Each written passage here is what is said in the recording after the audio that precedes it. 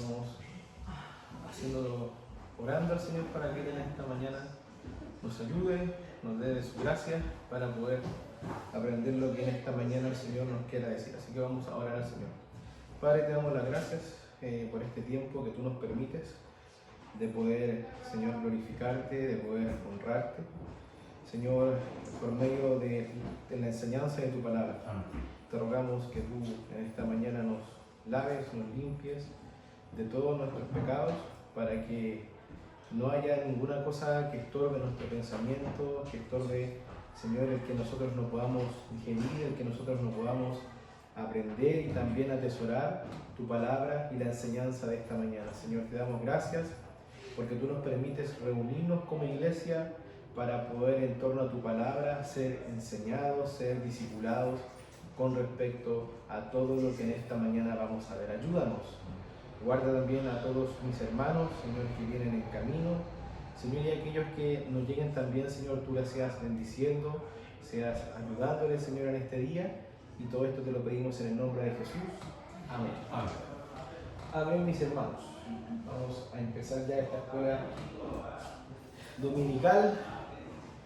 Y recordando que la serie de enseñanzas que nosotros estamos exponiendo está relacionada con los concilios, ¿ya? Que se le llaman los concilios ecuménicos, ¿ya?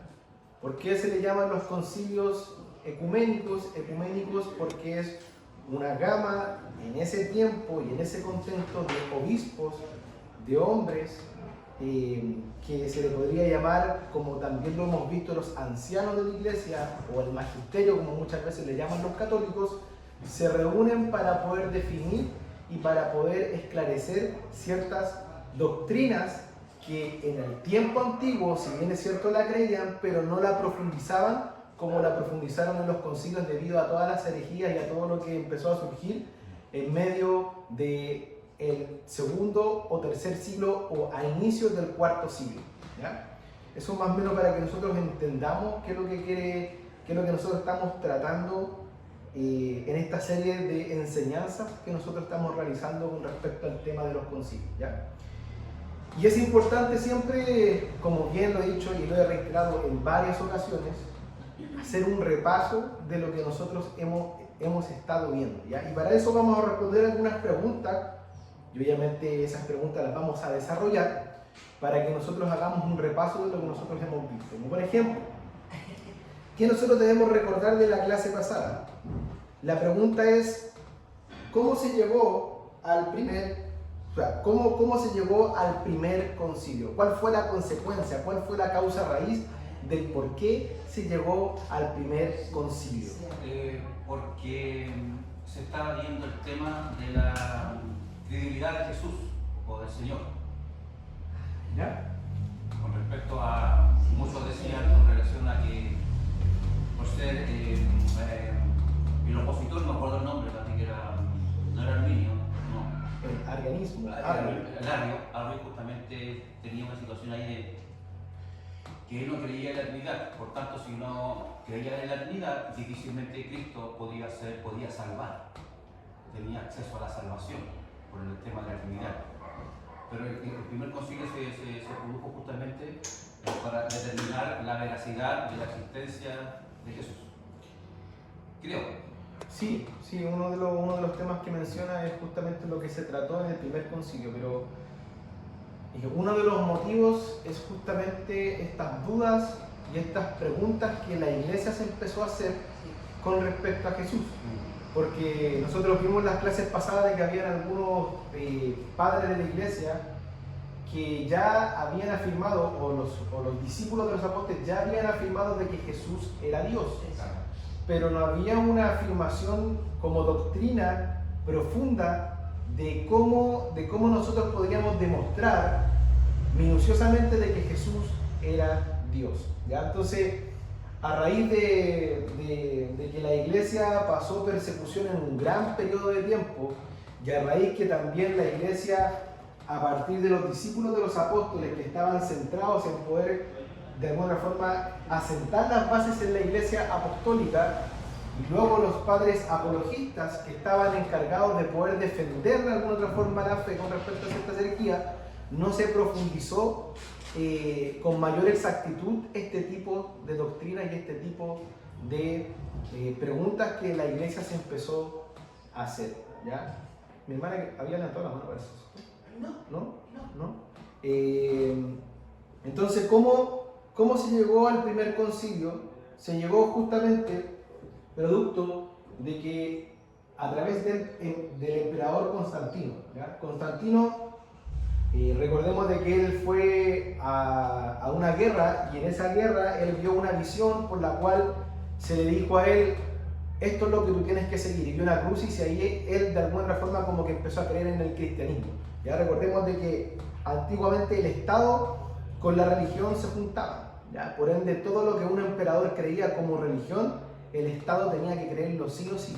Todos aquellos que no eran parte de esa creencia según el emperador, se le perseguía y se le daba a entender que eran herejías, y hasta incluso los mataban, ¿ya? Pero este emperador dio pie a que terminara la persecución de los cristianos por medio de un edicto que se llamaba el Edicto de Milán, ¿ya? Y es ahí en donde también a los cristianos empezar a crecer, empezaron a haber justamente estas disputas y estas dudas con respecto a esta doctrina. Y es ahí en donde él dijo: en realidad yo quiero que mi reino esté unido y que no hayan divisiones, y es ahí en donde él convoca a estos más de 300 obispos para poder de alguna forma establecer lo que era el concilio de Nicea, para tratar el tema de las fiestas con respecto a en qué día se debían hacer, pero principalmente era la pregunta si Jesús era Dios, ¿ya? Si Jesús era Dios. Eso fue lo que principalmente trataron en el concilio de Nicea, y esa fue la causa raíz del por qué se dio el concilio de Nicea, ¿ya? Y de ese concilio salió un credo, que es el credo niceno.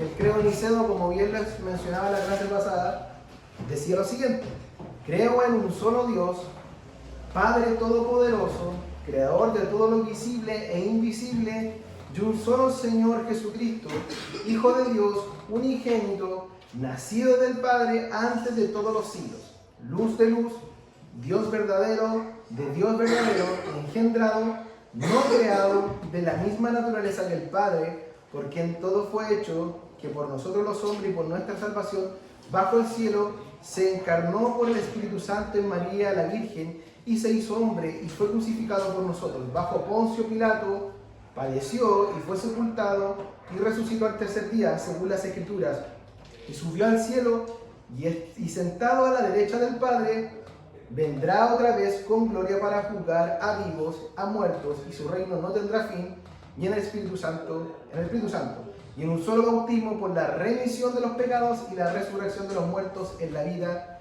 del mundo futuro. Amén. Entonces, estos más de 300 obispos llegaron justamente a la conclusión de que sí, Jesús era Dios. Y entre medio estaban justamente refutando lo que era el arrianismo, ¿ya? Que el arrianismo, si nosotros, por ejemplo, quisiéramos tener una conclusión más exacta de lo que es el arrianismo, así en simples palabras, niega que el Hijo sea Dios, ¿ya?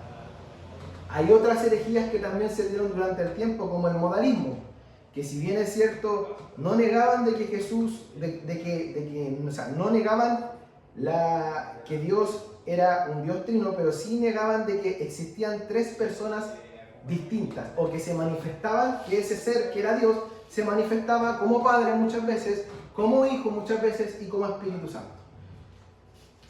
Ahora, ¿qué otra pregunta nosotros podemos hacernos con respecto a recordar lo que nosotros hemos ido viendo en las clases pasadas? ¿Cuál fue el primer tema del Concilio de Nicea? Que si Jesús era Dios, ¿ya? ¿Qué es lo que creían los primeros cristianos? Que Jesús era Dios. Lo vimos, ¿cierto?, hace unos minutos atrás. Y la última pregunta que nosotros también podríamos resumir la clase pasada ¿es bíblico realizar concilios? Recordemos que nosotros vimos en la clase pasada algunos capítulos, hasta algunos versículos de por qué era bíblico, y nos tomamos de dos fuentes para poder nosotros confirmar que sí era bíblico el tema de que los concilios sí podríamos sacar nosotros una enseñanza general y hacer una reflexión teológica con respecto a que de que los concilios sí son bíblicos. ¿Alguien recuerda los pasajes que nosotros vimos la clase pasada con respecto a lo que nosotros podríamos llamar una reflexión teológica y por qué nosotros podemos confirmar de que sí es bíblico de que hayan concilios? ¿Alguien recuerda cuáles eran los versículos que nosotros habíamos mencionado? Yo no recuerdo, pero yo veo en Hechos 23 que se habla del concilio. No sé si... Mire, no recuerdo en este momento el pasaje, pero es la disputa con respecto al tema de la circuncisión. ¿Qué dice Pablo del concilio? Creo que sí. Bueno, mire, no recuerdo en este momento cuál era el versículo, y quizás me pueden ayudar con alguna búsqueda, pero era en el libro de Hechos, en donde se menciona la disputa que tenían los apóstoles con los fariseos. ¿Cuál era la disputa que ellos tenían? De que si realmente aquellos que no eran judíos y se convertían al cristianismo tenían que circuncidarse o no tenían que circuncidarse.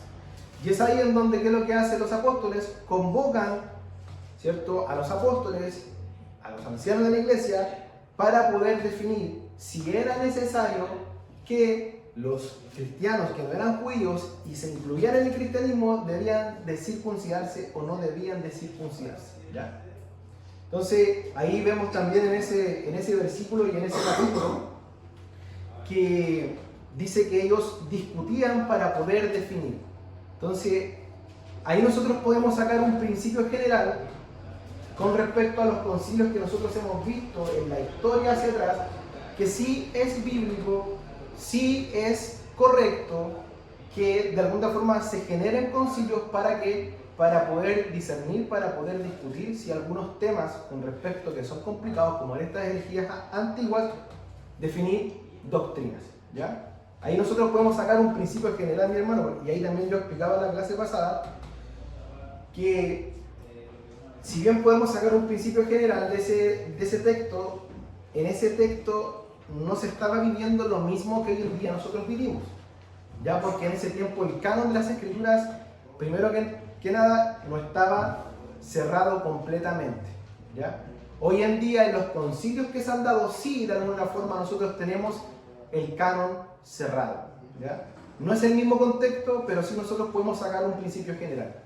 Me recuerdo que parece que es en Hechos, lo voy a buscar para que lo podamos leer, para no parafrasear a mi hermano, y para que también ustedes lo puedan buscar. Está en Hechos, si no me equivoco, capítulo 2. No, capítulo 16, 17, 15, ¿cierto? Ya, casi.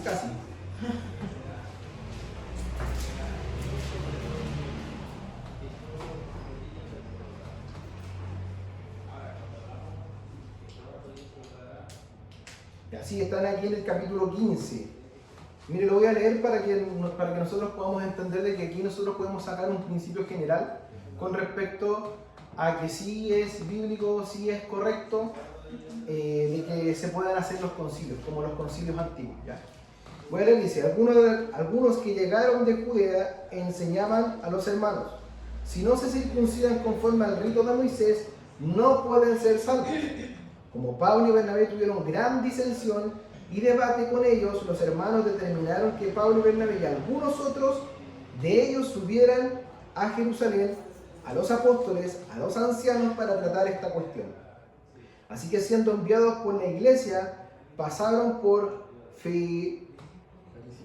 Fenicia y Samaria, relatando detalladamente la conversión de los gentiles y causaban gran gozo a todos los hermanos cuando llegaron a Jerusalén y fueron recibidos por la iglesia, los apóstoles y los ancianos, e informaron de todo lo que Dios había hecho con ellos. Pero algunos de la secta de los fariseos que habían creído se levantaron diciendo: es necesario circuncidarlos y mandarles que guarden la ley de Moisés. Y así después sucesivamente nosotros vemos en ese capítulo y en esos versículos que allí, producto de esa gran disensión, se tuvieron que reunir los ancianos, los apóstoles y algunos otros para poder definir ciertos temas. Entonces la pregunta ¿es bíblico, es correcto en base a ese principio general de las Escrituras que se reúnan ciertos hombres por las cuales Dios ha dado a la iglesia para administrar la palabra de Dios para poder definir ciertas doctrinas? Sí. Y eso es lo que ocurrió, como bien les decía, en el concilio de Nicea.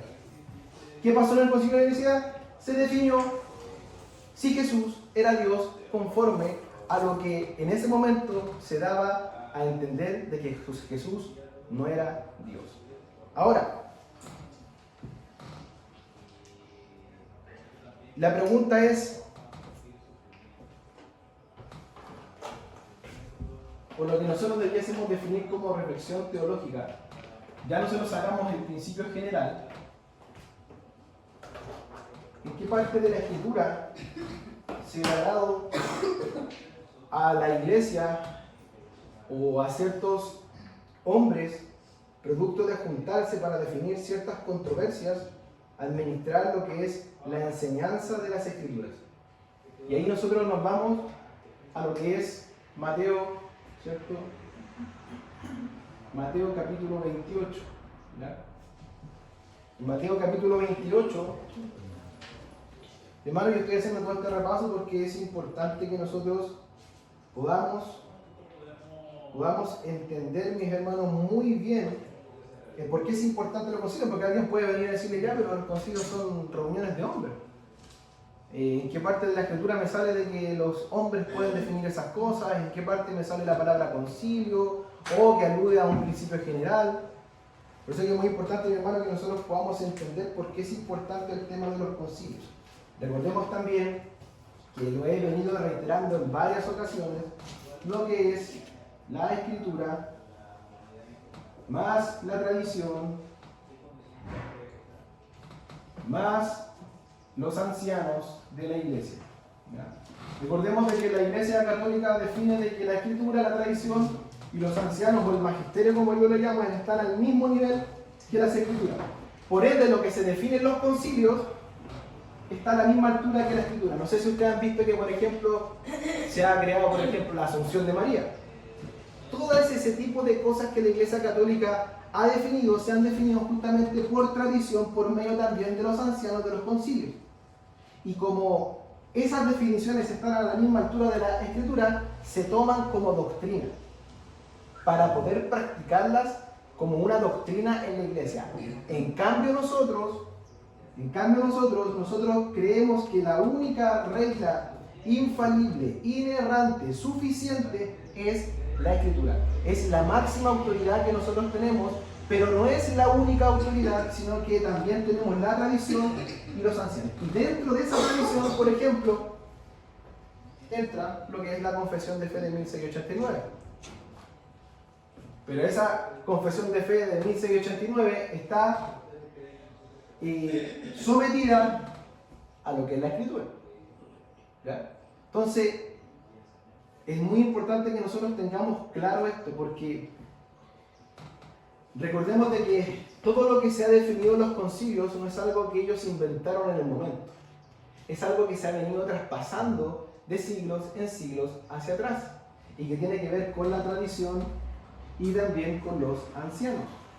Jesús, en Mateo 28, justamente traspasó una responsabilidad a los ancianos y que se podría tomar como tradición. Por ejemplo, Mateo capítulo 28.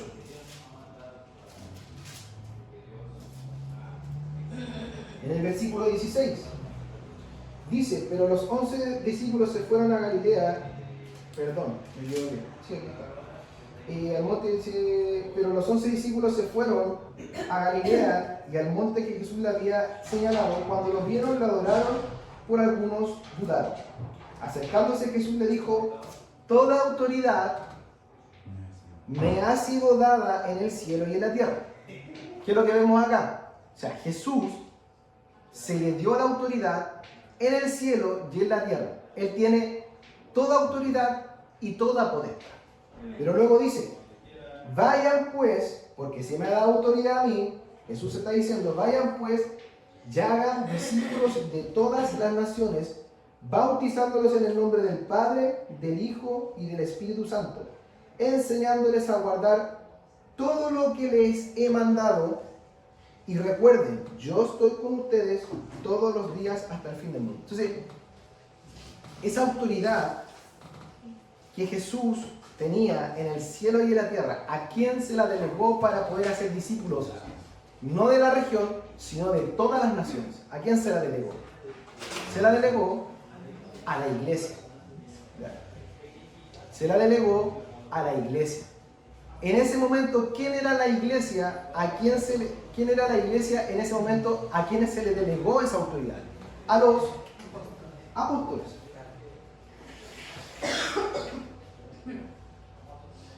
Por ende, todo lo que Jesús le enseñó a los apóstoles, ¿a quiénes se lo transmitieron? A los discípulos de los apóstoles, que son parte de la iglesia. Y esos discípulos de los apóstoles, ¿a quiénes le traspasaron lo que Jesús le traspasó a los apóstoles a los discípulos de los apóstoles? Y ellos, ¿a quiénes le traspasaron aquello que el Señor le dijo: guárdenlo todo lo que yo les he enseñado? A los padres de la iglesia, que también en otras partes se le llaman los padres apologistas, ¿ya? Y ellos dieron la base para después entregarlo a la mayoría de toda la iglesia. Por ende, aquí lo que nosotros vemos es que aquí vemos lo que es la tradición, la cual ha sido traspasada, administrada por los ancianos de la iglesia. Por eso que, por ejemplo, si nosotros nos vamos a Efesios capítulo 4, cuando habla con respecto al tema del cuerpo de Cristo, ahí habla, ¿cierto?, que Dios dones a los hombres, y entre esos dones están justamente, dice, los apóstoles, los profetas, los pastores y maestros, ¿ya? ¿Por qué? Porque Dios de alguna forma le delegó esa responsabilidad de poder guardar lo que el Señor había entregado. Y aquí no dice doctrinas nuevas, sino que dice: todo lo que yo les he enseñado, eso tienen que guardar, y ellos son los administradores. Y justamente los que se juntaron en el concilio eran ancianos de la iglesia, ¿ya? Y lo que nosotros vemos en Hechos en el capítulo 15 también dice que eran los apóstoles, los ancianos y también otros. Para poder definir qué cosa, una doctrina que no estaba clara en ese momento. Entonces, nosotros respondiendo a estas preguntas, ¿es bíblico los concilios? Sí, hay un principio general en la Escritura, ¿cierto? ¿Cuál es la reflexión teológica? Que Dios entregó la autoridad, ¿cierto?, en este momento a los apóstoles, y los apóstoles fueron traspasando lo que Jesús le había enseñado, y eso nosotros podríamos llamarles como tradición de la iglesia. ¿Y quiénes son los encargados de poder, de alguna otra forma, cuidar esa doctrina? Son los ancianos o el magisterio de la iglesia. Y justamente lo que se juntó en ese momento en el concilio de Nicea, que fue el primer concilio, fueron justamente los ancianos de la iglesia, que eran, en ese tiempo se llamaban los obispos, ¿ya?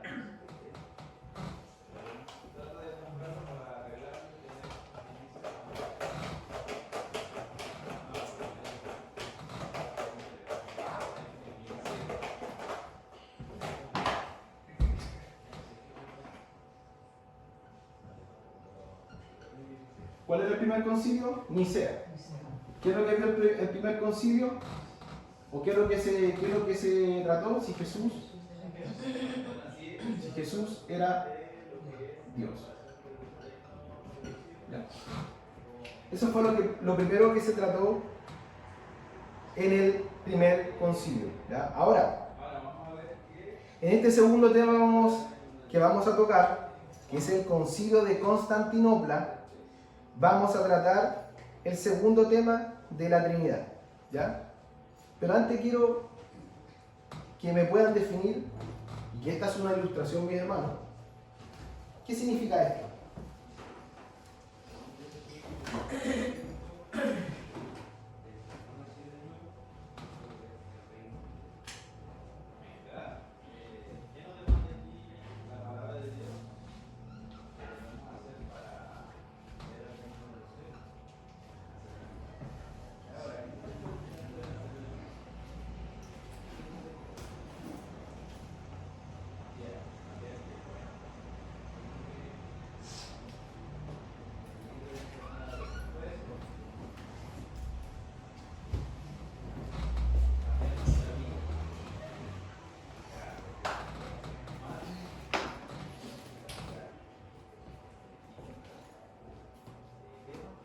El nombre, bueno, es el nombre de Dios, como los nombres de Dios. ¿Alguien sabía lo que significaba esto?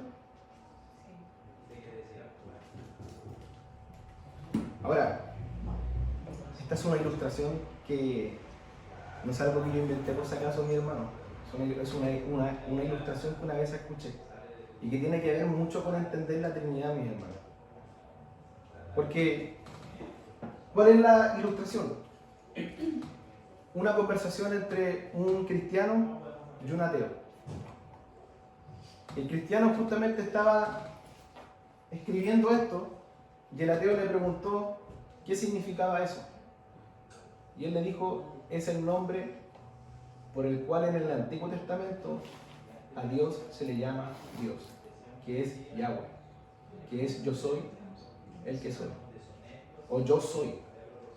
Y el ateo le dijo, qué interesante, voy a ir por cada cristiano a preguntarle qué significa eso, y si ese cristiano no sabe responderme es porque no conoce a su Dios, porque si ni siquiera sabe cómo se llama su Dios o cuál es el nombre, podríamos decir, original en el Antiguo Testamento, claramente no conoce a Dios. Yo sé que es una definición ultra mega súper rebuscada, porque nadie va a andar mirando, por ejemplo, en hebreo cuál es el nombre de Dios. Pero ¿cuál es el principio que nosotros debemos entender acá, mi hermano? Que de la misma forma, que eso es lo que nos vamos a enfocar en este segundo concilio de Constantinopla, vamos a seguir viendo la Trinidad. Porque si en el concilio de Nicea se definió una forma de poder responder a la herejía de Arrio de que si Jesús era Dios, luego en el concilio de Constantinopla siguió habiendo preguntas con respecto al tema de la que era la Trinidad. ¿Ya? Ahora, ¿qué tiene que ver con esto con la Trinidad? Que también no entender bien la Trinidad trae consecuencias prácticas, mis hermanos. Yo le pregunto a mis hermanos, ¿ustedes me podrían definir qué es lo que es la Trinidad bíblicamente? Ahora, yo dentro de lo que yo estoy preguntando también me incluyo, porque no es algo fácil, es algo complejo de poder definir. Ahora la pregunta, ustedes se han preguntado, si nosotros decimos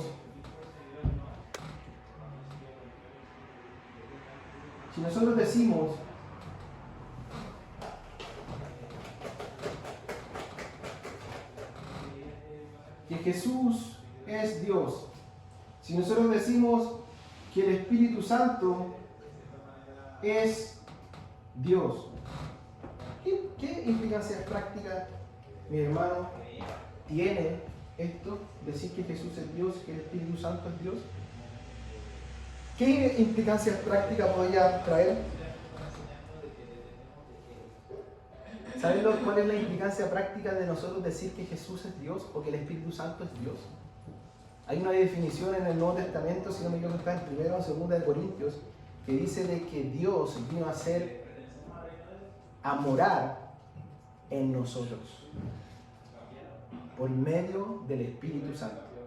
Y si nosotros decimos de que el Espíritu Santo es Dios, estamos diciendo de que Dios mora en nosotros por medio del Espíritu Santo.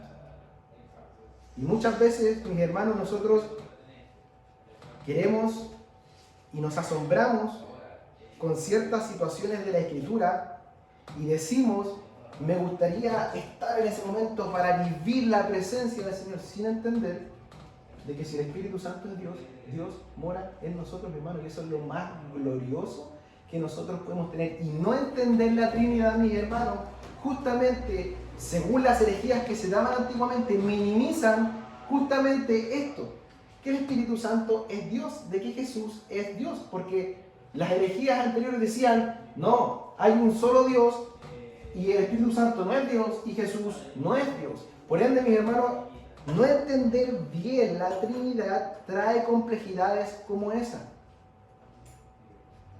De que si yo no entiendo la Trinidad, también trae implicancias que yo no estoy adorando al Dios de la Escritura. Es como decir yo conozco a Dios, pero ni siquiera podemos hilar básicamente los atributos de Dios. ¿Conocemos en profundidad los atributos de Dios?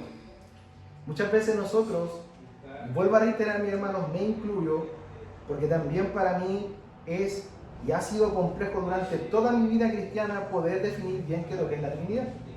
Y hoy en día que uno empieza a profundizar, empieza a entender las implicaciones prácticas de entender la Trinidad y empieza a entender las implicancias prácticas de que conocer la Trinidad, saber de la Trinidad, es saber conocer quién es Dios. Y muchas veces nosotros adoramos a un Dios que está en nuestra imaginación, en nuestra mente, pero no en la Escritura. Ahora, esto es justamente lo que se trató en el segundo concilio de Constantinopla. Se trató nuevamente el tema de la Trinidad. Si yo, mi hermano, les coloco esta figura,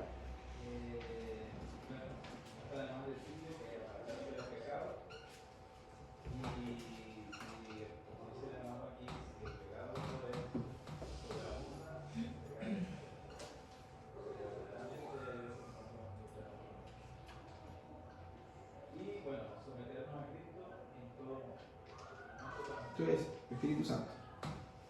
¿Podríamos definir nosotros que la Trinidad es así?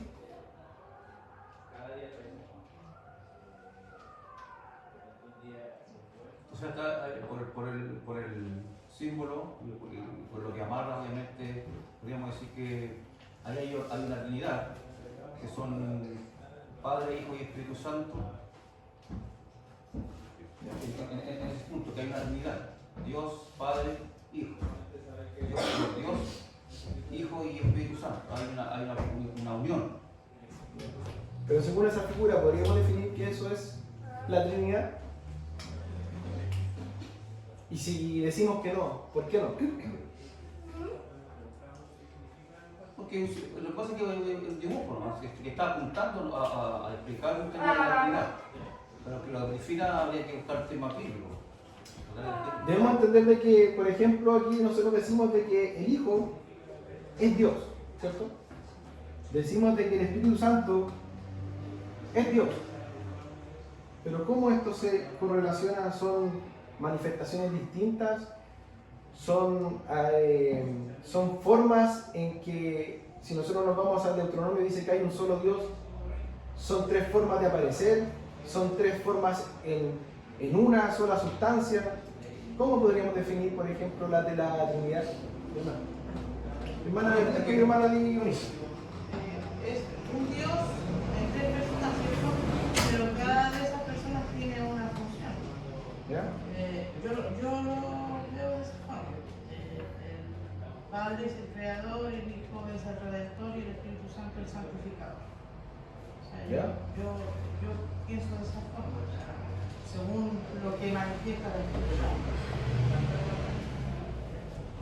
¿Ya? ¿Alguien más, mi hermano? Amén. Sí, como decía la hermana,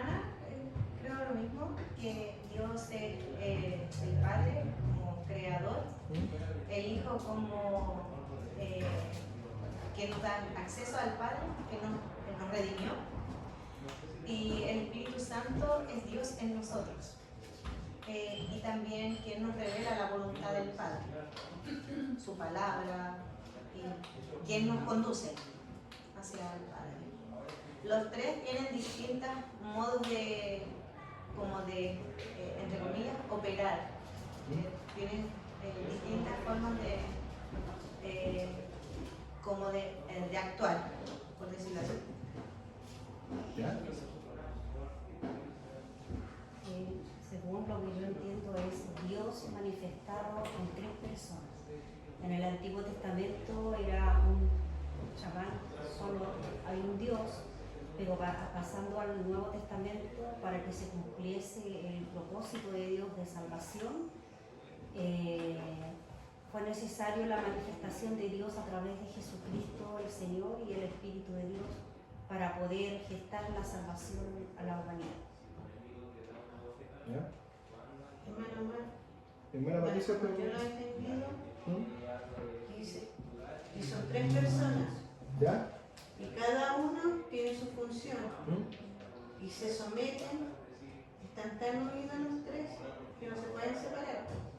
Y cada uno se somete, el Hijo se somete al Padre y el Espíritu Santo también. Ambos dos se someten a Él porque están unidos de tal forma, de tal manera que no se pueden dividir. ¿Ya?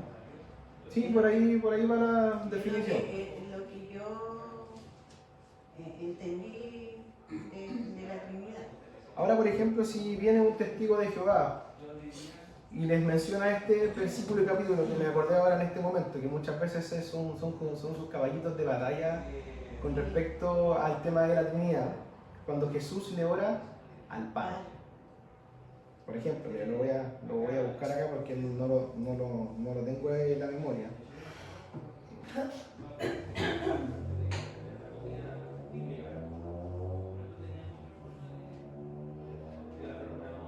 Si alguien lo tiene por ahí, cuando Jesús le ora al Padre. Cuando estaba en el Getsemaní y le dice que se haga la voluntad de Él y no, que se haga la voluntad del Padre y no la de Él. Y sí, me parece que ese es ese capítulo, versículo, pero es una palabra que Jesús le dice que da a entender de que Él era mayor que Él. Y ese capítulo y ese versículo normalmente lo ocupan los testigos de Jehová para decir, oye, ¿cómo tú me puedes decir de que Jesús es Dios y aquí en esta oración él está diciendo de que es menor que el Padre? ¿Cómo nosotros podríamos responder con respecto a la Trinidad si nosotros decimos de que el Hijo es Dios y en esa oración dice de que el Padre es mayor que Él? Si se supone que los tres son Dios, comparten los mismos atributos, comparten la misma divinidad. Porque en ese momento cuando Jesucristo estaba orando era hombre, estaba en carne, en cuerpo de hombre, porque estaba en este mundo y no estaba en cuerpo angelical, cuerpo revestido de gloria. Entonces estaba, se puede decir, no a un nivel más bajo, pero no estaba en la presencia tan plena como lo está ahora a la vista del Señor.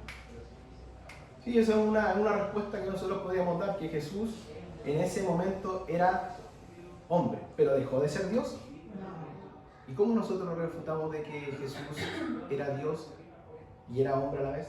Entonces, mi hermano, con todas estas preguntas yo no es que quiera cuestionarlos, sino que hacer reflexionar la importancia de nosotros saber bien lo que significa la Trinidad.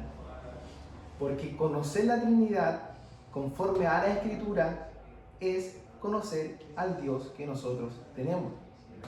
¿Y cuál es la definición de que a través de los siglos se ha definido con respecto a la Trinidad? Eso es.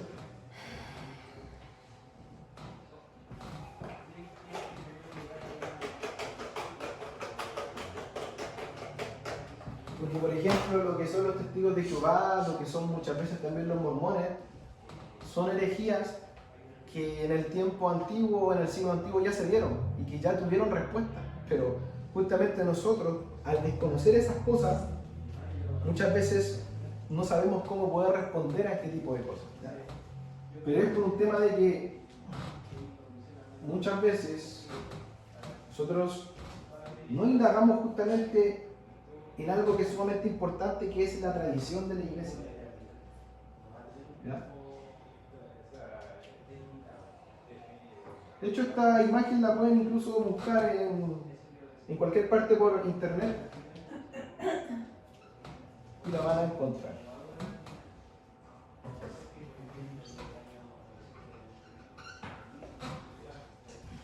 El Padre, el Espíritu Santo.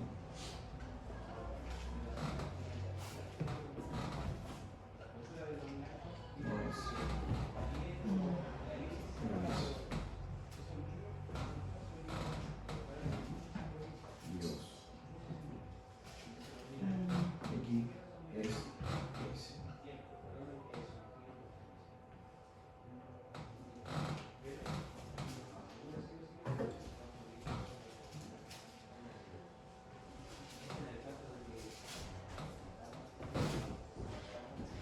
¿Alguien puede entender eso? Hermano, Diga. encontré el versículo. Ah, lo encontró. Juan 14, 28. Juan 14, 28. Sí. Dice, ¿lo leo? Sí, claro. Habéis oído que yo os he dicho, voy y vengo a vosotros. Si me amáis, os habríais regocijado, porque he dicho que voy al Padre, porque el Padre mayor es que yo. Sí, ese era el versículo. Entonces ahí claro, cómo nosotros podemos decir de que Jesús es Dios y decir que comparte la misma sustancia, comparte la misma divinidad, los mismos atributos, es Dios igual que Dios. Si ahí dice de que el Padre es mayor que Él. Pero ahí tiene que ver justamente con la respuesta que da nuestra hermana Nadia, que es que Jesús también estaba orando en ese momento en condición de hombre, porque Él no dejó de sentir lo que nosotros sentimos. Él incluso, si nosotros vemos los versículos, sintió miedo, sintió temor, pero como también dice Hebreos 4, Él era el sumo sacerdote que se podía compadecer de nuestras debilidades, pero sin pecado. ¿Por qué? Porque era Dios. ¿Ya? Ahora, dime, hermano. Yo creo que también ahí nos muestra la obediencia que nosotros también debemos de tener hacia Dios, porque Él está mostrando una obediencia hacia su Padre. Se está sometiendo Él al Padre, como nosotros debemos someternos también a Cristo. Así es. Sí, mi hermano. Ahí vemos también hay otros temas también que están relacionados con la Trinidad, que se llama algo de la economía de la Trinidad, con respecto a los roles que el Padre, que el Hijo y que el Espíritu Santo tienen, ¿ya? Pero que eso de ninguna forma los separa, dando a entender de que son tres apariciones distintas o que ninguno de los tres es Dios, ¿ya? Pero por ejemplo, si nosotros nos vamos a la definición de lo que los concilios, de que los padres de la iglesia y que la iglesia antigua ha definido, esta es la definición clara de lo que es la Trinidad. Yo sé que es un poco complejo poder entenderlo, que aquí tenemos al Padre, al Hijo y al Espíritu Santo. Tenemos Dios, que quiere decir de que el Hijo es Dios, que el Padre es Dios, que el Espíritu Santo es Dios. Pero que el Espíritu Santo no es el Hijo, el Espíritu Santo no es el Padre y el Padre no es el Hijo. Pero los tres son Dios. Comparten la misma divinidad, comparten los mismos atributos y comparten la misma subexistencia o coexistencia los tres de forma unánime. ¿Qué quiere decir? Porque muchos decían, como también lo explicaba en la clase pasada, Dios no fue creado, Él siempre existió. Pero muchos decían, como por ejemplo Arrio, de que Jesús fue engendrado y que quiere decir de que Él no tenía una coexistencia con Dios desde la eternidad, sino que empezó a existir desde un tiempo determinado en adelante. Y eso de alguna otra forma le quita justamente uno de los atributos de la divinidad de Dios, que es Dios eterno e infinito. ¿Ya? Pero lo que se definió a través de los siglos es que Jesús, el Espíritu Santo, coexistieron con el Padre desde la eternidad siempre, porque el Hijo es Dios, el Padre es Dios y el Espíritu Santo es Dios.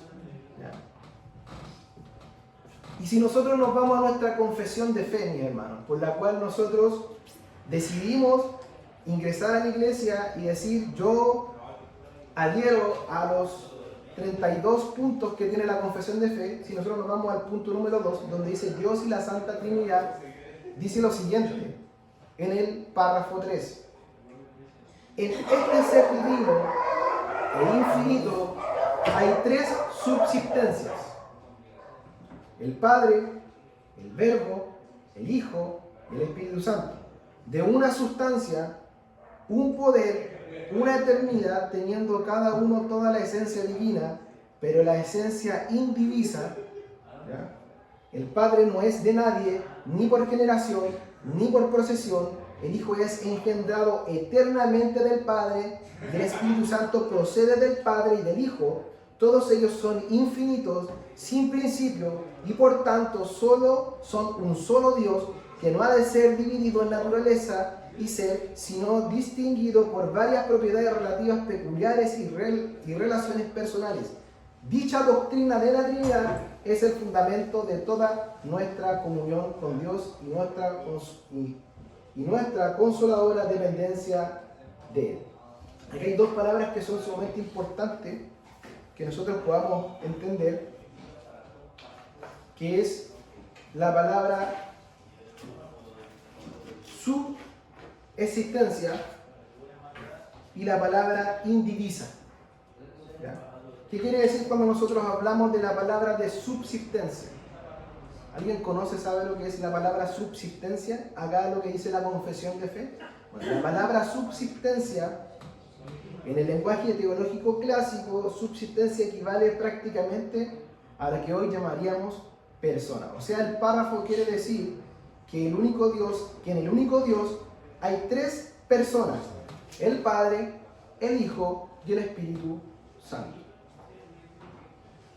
O sea, esto quiere decir que no son tres dioses como algunos lo catalogan, ¿ya? Sino que son tres, o como algunos lo catalogan, que son tres modos de un mismo Dios.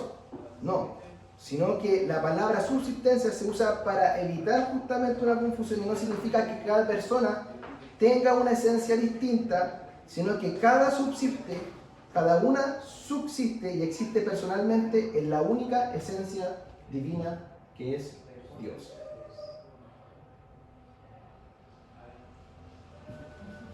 ¿Qué significa cuando acá dice de que la palabra indivisa? ¿Qué es lo que está afirmando esta palabra acá con respecto al tema de la Trinidad? Que Dios no se divide en partes, ¿ya? Que el Padre no tiene una parte de Dios, que el Hijo no tiene otra parte de Dios, sino que el Espíritu no tiene otra parte de Dios, sino que cada persona posee toda la plenitud de la esencia divina de Dios, pero la esencia es una sola, es decir, Dios es uno en esencia, en tres subsistencias. Yo sé que mi hermano es complejo entender esto, pero para que podamos entenderlo, a mí también me ha costado poder comprenderlo. Pero esto era lo que se debatía en los concilios. Y esto es lo que nosotros tenemos que aprender como iglesia, porque el día de mañana les va a tocar que van a tener que conversar con un testigo de Jehová. Les va a tocar que van a tener que conversar con un unicitario. Les va a tocar conversar con un mormón, en donde ocupan palabras específicas para decir, no, si yo creo que Jesús es Dios, pero en menor grado. ¿Cómo podríamos decir nosotros que Jesús es Dios en menor grado? Si nosotros vemos por medio de la Escritura, que ahí me faltó poder complementar la clase pasada, que vamos a ver si lo alcanzamos a ver, ¿cómo nosotros podemos decir que Jesús es el menor Dios si comparte en la Escritura los mismos atributos, comparte la misma divinidad, es coexistente con el Padre, y si nosotros decimos de que el Hijo es Dios, ¿podríamos decir de que es Dios en menor grado? No. Además que tienen la misma santidad. Exacto, comparten los mismos atributos que Dios, Sí. exactamente los mismos. Mi hermano, esto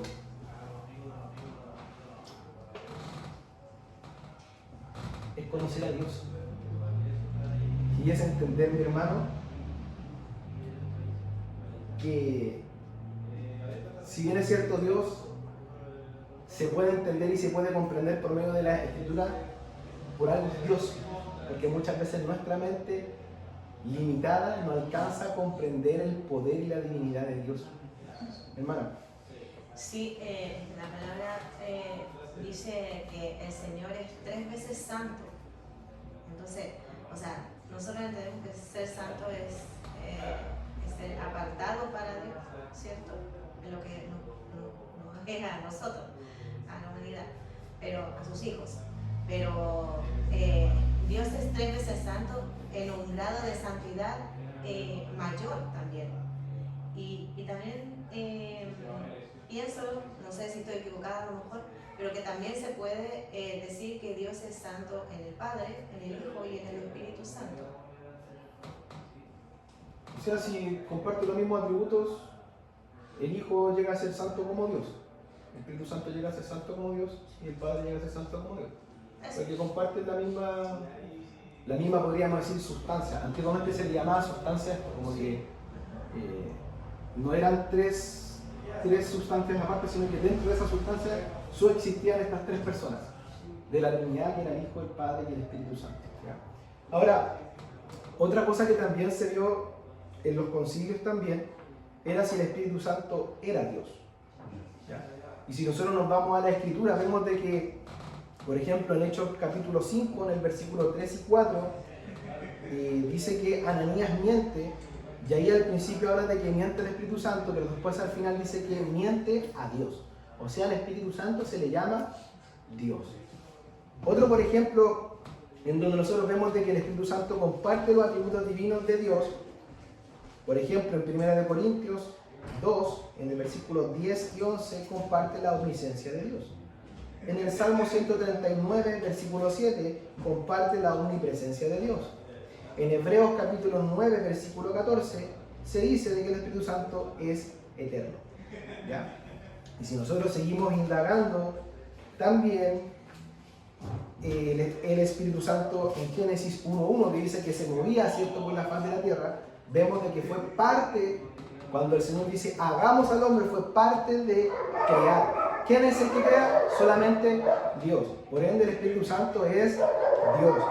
También dice que regenera, en Juan 3, 5, 8, también dice que inspira la Escritura, segunda de Pedro 1.21, también dice que nos habla, que comparte un atributo de una persona, en Hechos 13.2, dice que enseña, dice que se entristece, dice también que decide, por ende tiene voluntad, mentes y afecto, por ende también el Espíritu Santo es Dios y es una persona. Mi hermano, este es un tema complejo de poder explicarlo en una clase de 1 hora. ¿Ya? Pero lo que quiero que ustedes puedan entender y puedan comprender, que esto les va a servir el día de mañana para que ustedes puedan saber responder, refutar las herejías que hoy en día están en nuestro planeta. Por ejemplo, los testigos de Jehová. Sabemos de que lo que ellos creen con respecto a la Trinidad es una herejía. La pregunta es cómo vamos a responder si nosotros no indagamos en estas cosas. Quizás estas clases son súper académicas y para algunos quizás puede sonar incluso aburrido, pero mis hermanos, esto es doctrina pura. Esto es lo que la iglesia defendió, mis hermanos, con todas sus fuerzas. Y recordemos de que la autoridad de lo que nosotros debemos enseñar se lo dio a la iglesia y por ende nosotros debemos ser totalmente guerreros con respecto a defender la sana doctrina. Y una de las cosas que más se ha visto desvirtuada muchas veces por no entenderla y no saber explicarla, es la doctrina de la Trinidad. Mi hermano, Sí, no quisiera apuntar justamente a lo que sucedió en el concilio con relación a lo que se está conversando. Como ellos más o menos cerraron el tema, dice, aquí está el aporte más importante del concilio. Se declaró que el Espíritu Santo es Señor y dador de vida, que pertenece, Señor y dador de vida, que procede del Padre y con el Padre y el Hijo reside una misma relación y gloria. Esto afirma que el Espíritu no es una fuerza impersonal, no es una criatura, es plenamente Dios, es digno de adoración. Es lo más o menos como cerraron con Sí. respecto a lo que todo lo que estaba conversando. el concilio de Constantinopla, aportando y lo que dice nuestro hermano Mario, cerró con el siguiente credo que le llamaron, tiene un nombre bien extenso, que es como que el credo Niceno-Constantinopla, algo por ahí. Juntaron a los dos credos para poder definir. Eso sí, sí, lo juntaron a los dos ¿por qué? Porque el tema de Arrio no había terminado con el credo niceno. Siguió haciendo ruido, siguió haciendo debates y entonces tuvieron que nuevamente juntar a los obispos para poder definir ya definitivamente el tema de lo que era la Trinidad. Y a esta conclusión llegaron. ¿Ya? Dice, creemos en un solo Dios, Padre Todopoderoso, Creador del cielo y de la tierra, de todo lo visible e invisible. Creemos en un solo Señor Jesucristo, el unigénito de Dios, engendrado del Padre antes de todos los siglos. Dios de Dios, luz de luz, verdadero Dios de Dios verdadero, engendrado, no creado, de la misma naturaleza del Padre y por quien todo fue hecho, quien por nosotros los hombres y por nuestra salvación, bajo del cielo y por el Espíritu Santo fue encarnado de María, la Virgen, y fue hecho hombre, y por nosotros fue crucificado en tiempos de Poncio Pilato, padeció y fue sepultado y resucitó al tercer día conforme a las Escrituras, y ascendió al cielo y sentado a la diestra del Padre, y de nuevo vendrá en gloria para juzgar a vivos y a muertos, y su reino no tendrá fin. Creemos en el Espíritu Santo, Señor y dador de la vida, que procede del Padre y del Hijo, quien junto con el Padre y el Hijo es adorado y glorificado, quien habló por los profetas. Creemos en la Iglesia, que es una, santa, católica y apostólica. Reconocemos un solo bautismo por la remisión de los pecados y esperamos la resurrección de los muertos y la vida del mundo por venir. Amén. Esa fue la conclusión que ellos llegaron con respecto a lo que era la Trinidad. ¿Ya? Bueno, mi hermano, vamos a seguir ya en la próxima clase avanzando con los temas que se trataron en los siguientes concilios, que no son los mismos que nosotros hemos estado viendo durante estas dos clases, el concilio de Nicea y el concilio de Constantinopla, sino que en otros concilios vamos a ver otros temas, y que la idea es que no solamente revisemos la historia, sino que también nosotros reflexionemos y aprendamos lo que estos hombres pudieron refutar con respecto a las herejías en ese tiempo. Así que mis hermanos, vamos a orar al Señor para continuar con el servicio. Padre, te damos las gracias en este tiempo por habernos enseñado, Señor, y aprendido lo que es la Trinidad. Un tema complejo, difícil muchas veces de poder comprender, pero esto también nos lleva a dos caminos. El primero es que, Señor, a pesar de que tú eres claro por medio de la Escritura y te revelas al hombre en fe y en salvación, también nuestra mente es limitada muchas veces para poder entender tu divinidad, tu poder. Y eso te hace Dios, Señor. Y también, Señor, entender de que nosotros debemos introducirnos en la Escritura y aprender más de ti. Porque, Señor, no entender tus atributos, no entender muchas veces estas cosas, doctrinas principales y esenciales del cristianismo, también muchas veces nos hacen minimizarte, Señor, como Dios. Minimizar al Espíritu Santo, minimizar al Hijo, muchas veces en nuestra vida. Ayúdanos, Dios, a entender de que el Espíritu Santo es Dios, de que el Hijo es Dios, que los tres subsisten en una sola sustancia eternamente y para siempre, y que los tres son Dios, y que lo más maravilloso y grandioso es que tú, Señor, moras en tus hijos. Tú, Dios eterno, moras en nosotros, y eso es lo más glorioso, Señor, que nosotros podemos entender por medio de la Trinidad. Gracias, Señor, te damos, te rogamos que atesoremos esta palabra para que el día de mañana, cuando venga alguien con una doctrina errónea, incluso a nuestra iglesia, no solamente, Señor, el pastor tenga que refutar, sino que también, Señor, en medio de la madurez que nosotros tengamos como iglesia, también como hermanos, sepamos refutar a todos aquellos que vengan con doctrinas extrañas. Padre, te damos las gracias y todo esto te lo pedimos en el nombre de Jesús. Amén. Amén. Gracias.